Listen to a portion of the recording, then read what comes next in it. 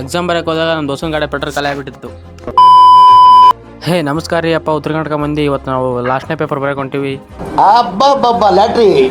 ಇವತ್ತು exam last ದಿನ. Video ಕೊನೆಗೆ ನೋಡಿ, ತುಂಬ ಚೆನ್ನಾಗಿರುತ್ತೆ. ಬಸ್ ಸ್ಟ್ಯಾಂಡಿಗೆ ಬಂದು ಬಸ್ ಹತ್ಕೊಂಡು ಕಂಡಕ್ಟರ್ ನಂಗೆ 10 ಲಕ್ಷ ರೂಪಾಯಿ ಚೆಕ್ ಕೊಟ್ಟರೆ ಚಾಕಿಸ್ಕೊಂಡು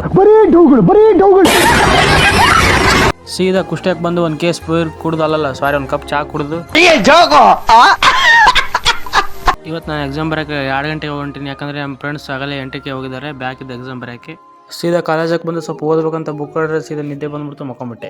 ಇಂಥ ಜನ ಎಲ್ಲಿ ಸಿಗ್ತಾರೆ ನಿಮ್ಗೆ? ಹೊಡಿರಿ ಚಪ್ಪಾಳೆ, ಹೊಡಿರಿ, ಇದು ನಮ್ಮ ದೇಶ ಅಂತ. ಮಕ್ಕಂದವ ಸೀದಾ ಎದ್ದೋದೆ. ನಮ್ಮ ಹುಡ್ರು ಬ್ಯಾಕ್ ಆಗಿದೆ ಎಕ್ಸಾಮ್ ಬರೆಯಕ್ಕೆ ಕಾಪಿ ಚೀಟಿ ತೊಗೊಂಡೋಗಿದ್ರು. ಅವ್ರ ರಿಯಾಕ್ಷನ್ ನೋಡಿ ಹೇಗಿರುತ್ತೆ ಅಂತ ಹೇಳಿ.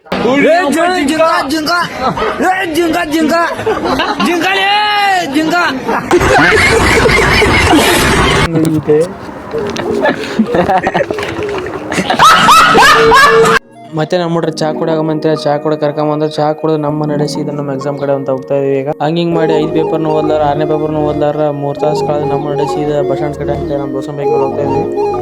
ಸೀದಾ ಬಸ್ ಸ್ಟ್ಯಾಂಡಿಗೆ ಬಂದು ಬಸ್ ಹತ್ಕೊಂಡು ನಮ್ಮ ನಡೆಸಿದ ನಮ್ಮ ಕಡೆ ಅಂತ ಹೋಗ್ತಾ ಇದೀವಿ. ವಿಡಿಯೋ ಇಷ್ಟ ಲೈಕ್ ಮಾಡಿ, ಶೇರ್ ಮಾಡಿ, ಕಮೆಂಟ್. ನೆಕ್ಸ್ಟ್ ವಿಡಿಯೋದಲ್ಲಿ ಸಿಗ್ತೀನಿ. Bye friends.